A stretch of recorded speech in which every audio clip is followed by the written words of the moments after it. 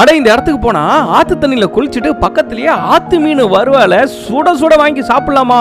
ஆமாங்க, அன்னைக்கு ஒரு நாள் போர் அடிக்குதுன்னு சொல்லிட்டு ஈரோடு பக்கத்துல இருக்கிற கொடிவேரி டேம் போய் விசிட் பண்ணலாம்னு போயிருந்தேன். உள்ள டிக்கெட் ஒரு ஆளுக்கு 5 ரூபாயா? சரி ஒரு டிக்கெட் கொடுங்கன்னு சொல்லிட்டு வாங்கிக்கிட்டு நேரா உள்ள போய் பார்த்தா அங்க ஒரு பெரிய குளம் மாதிரி இருந்துச்சு. பரிசல்ல போட்டிங் எல்லாம் கூட்டு போறாங்க போல. ஆனா நம்ம போட்டிங் போறது இல்ல, அங்க மக்கள் எல்லாம் கும்பலா நின்னு குளிக்கிறாங்களே, அந்த அருவியில தான் போய் குளிக்க போறோம். அடேங்கப்பா, இது என்னது பாக்குறதுக்கு மினி பீச் மாதிரி இருக்கு. நான் போனது வீக்கெண்ட்னால சரியான கூட்டம், எல்லா ஊர்ல இருந்தும் அவ்வளவு மக்கள் வந்திருக்காங்க. சரி குளிக்கிற காஸ்டியூம் மாத்திரும் அப்படின்னு சொல்லிட்டு மாத்திட்டு குளிக்க போனா அங்கிருந்து ஒரு அக்கா வந்து, தம்பி வாங்கப்பா வறுத்த மீன் இருக்கு சாப்பிட்டுட்டு போங்க அப்படின்றாங்க. என்னக்கா சொல்றீங்க, இப்பதான் குளிக்கலான்னு போனா அதுக்குள்ள டெம்ப் பண்றீங்க அப்படின்னா, தம்பி நம்ம கடையில நெய் மீன் இருக்கு, கல்பாசி இருக்கு, ரோகு இருக்கு, எல்லாம் ஆத்து மீனுப்பா சூப்பரா இருக்கும் அப்படின்னாங்க.